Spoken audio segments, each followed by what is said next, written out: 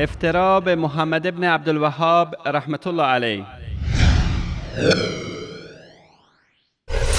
این تصویری که ملاحظه می‌کنید آقای زینی دهلان مفتی مکه بوده، مفتی اهل سنت شافعی در مکه در دوره سقوط حکومت اول وهابیت. کتاب فتنة الوهابیه زینی دهلان، چون ایشون فهمیدن شافعی هم هستن. بله. شما زینی دهلان رو گفتید که شافعی مذهب بودن. بله. در همین کتاب صفحه 9 میاد میگه که محمد ابن عبدالوهاب کان ینتقص النبی، تنقیص پیغمبر رو میکرد بارها با عبارتهای مختلف و ادعا میکرد، میگفت من فقط قصدم توحیده، همونی که آقا فرمودن کتاب توحید نوشته. فمنها از حرفاش میگفت پیغمبر تارش بود. تارش در لغت اون منطقه به معنی پستچیست، کسی که کتاب نمیده ازش برو برسون فلان جا، کسی که نامه میدادن برسون فلان جا. این یک. دوم، اتباع او همین کار رو میکردن و یقولون مثل قول، حرف همون رو میزدن، بل اقبح مما یقولو، از حرفایی که اون میزد بدتر میگفتن و یخبرونه بدارک، خبرش هم میکردن، او هم میگفت کار خوبی کردن اشکال نداره. فیظهر الرضا، از جمله یکی از اتباع او گفت عصای من از پیغمبر بهتره، چون من با عصا مار میکشم اما پیغمبر مرده هیچ فایده ای نداره.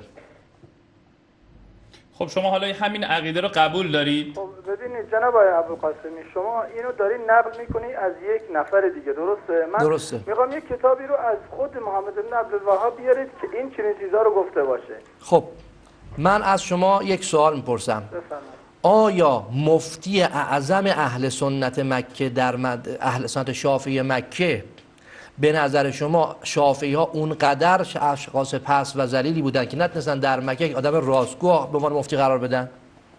من نمیتونم اینو قبول کنم که اگه یه نفر، حالا چه شافعی باشه چه هنه، فرقی نمیکنه. من میگم اگه واقعا آقای محمد بن عبدالوهاب چنین حرفی رو زده، باید یه کتابی باشه، یه چیزی باشه خب. که من قبول کنم. این من نمیتونم اینو که مثلا از زبان یه نفر دیگه نقل قول میکنه که آقای محمد بن عبدالوهاب این حرفو زده. امیر مؤمنان فرمودند که چی؟ همیشه اهل باطل نمیان باطل رو مستقیم به شما بدن. اگه بیان بگن که خب میفهمید باطل دیگه.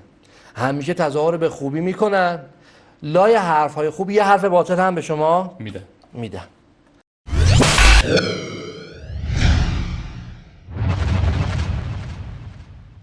بینندگان محترم، این آخوند بی سواد می‌خواهد چهره بت‌شکن دوران محمد ابن عبدالوهاب که جهان را با دعوت توحیدیش متحول ساخت و ریشه شرک و قبرپرستی و خرافات را در شبه جزیره عربستان و بسیاری از کشورهای اسلامی خشکانید را با این دروغ‌هایش زشت نشان دهد و از آنجا که نمیتواند حتی یک مطلب از کتابهای خود شیخ ارائه بدهد که خلاف قرآن و اسلام و پیامبر باشد، به دروغهای دشمنان شیخ رو آورده است و در مقابل سؤال این جوان اهل سنت سخنی را برای گفتن ندارد. اما زینی دهلان کیست؟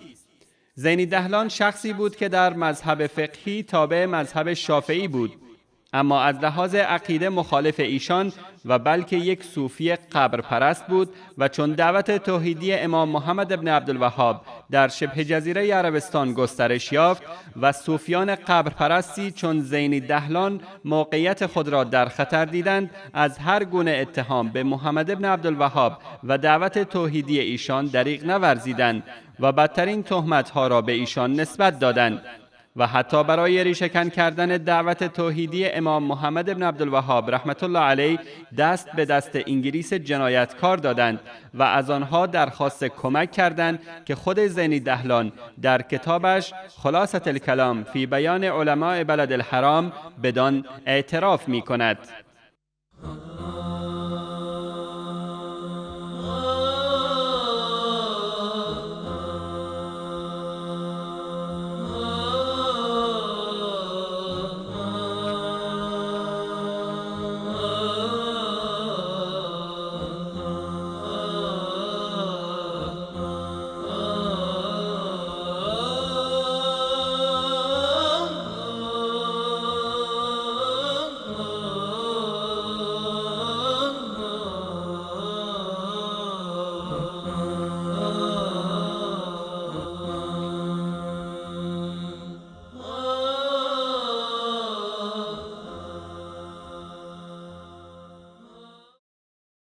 زینی دهلان در این کتاب این گونه می نویسد: سرورمان شریف غالب روانه جده شد تا از سپاه وهابیا یعنی موحدان انتقام بگیرد. در آنجا 2 ماشین انگلیس ها را دید. از آنها خواست تعدادی جنگجو با او بفرستند برای مبارزه با وهابیا و در مقابل هر چقدر پول بخواهند به آنها دهد. فرمانده انگلیس موافقت کرد و کلی پول از وی گرفت، اما بر عهد خود نماند. آری بینندگان گرامی، مستند آقایان سخنان یک صوفی قبر پرست است که برای نابودی مسلمانان حاضر است دست در دست انگلیس ها دهد. در ضمن مگر این آخوند و امثال او نمی‌دانند که شیخ محمد بن عبدالوهاب 10 کتاب از خود به جا گذاشته و کتابی پیرامون سیرت پیامبر صلی الله علیه و علی آله و سلم نیز به رشته تحریر درآورده.